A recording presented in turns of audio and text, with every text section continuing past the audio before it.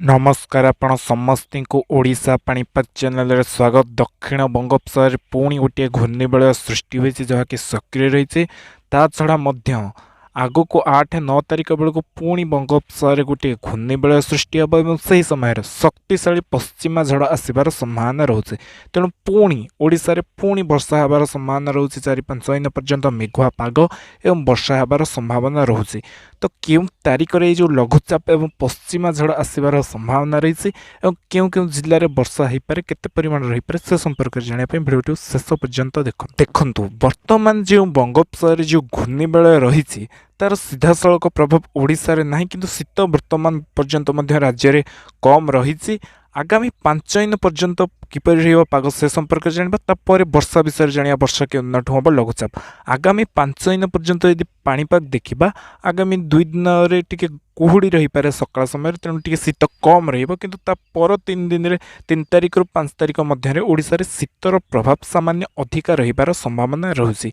शीतर प्रभाव अधिका रहिबो एवं राज्यर समस्त स्थान में पाग सुखिला रहिबार संभावना रहुछि।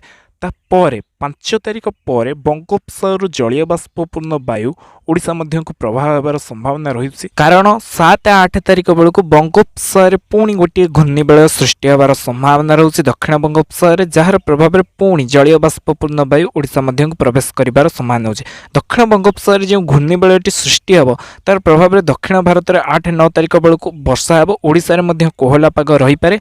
जदि से जो घूर्णिबलयटी सृष्टि हे 8-9 तारिख बेलू किसी मॉडल मानक आकलन अनुसार घनीभूत हो 10-11 तारिख बेलू जी सेपरी हुए ताले ओडिशा रे वर्षा होबार संभावना रही और अधिक वर्षार संभावना रही। कि वर्तमान आकलन जहाँ रही बेसी घनीभूत हो नहीं। तेणु 8-9 तारिख बेलू ओडिशा रे शीतर प्रभाव कमिजिब एवं कोहला पाग सामान्य रहिबार संभावना रही।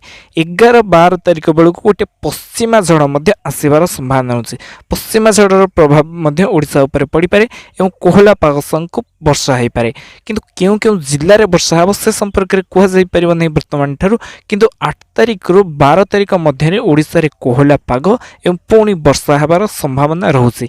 जहाँकि आग को आहरी स्पष्ट जना पड़ क्यों क्यों जिले में वर्षा हो। किंतु 8 रु 12 तारिख मध्य पश्चिमा झड़ गोटे आसपारे शक्तिशाली और बंगोपसागर लघुचाप रही। बंगोपसागर जो लघुचापटी सृष्टि हे तादि अधिक घनीभूत हो ऊपर को आसे ताले ओडिशा रे वर्षा हो। तो आगामी 5-6 दिन पर्यंत ओडिशा रे कौनसी वर्षार संभावना नहीं। शीतर प्रभाव सामान्य वृद्धि पाइबार संभावना रही। तापर शीतर प्रभाव कमिबो, बंगोपसागर सक्रिय रहिबो एवं पश्चिमा झड़ आसिबो एवं सेतेबेलू पुणी राज्य में वर्षा होबार संभावना रही। तो क्यों जिले में निर्दिष्ट भाव वर्षा हो से संपर्क जानापी आपण मैंने जोड़ी रुहतु ओडिशा दर्शन।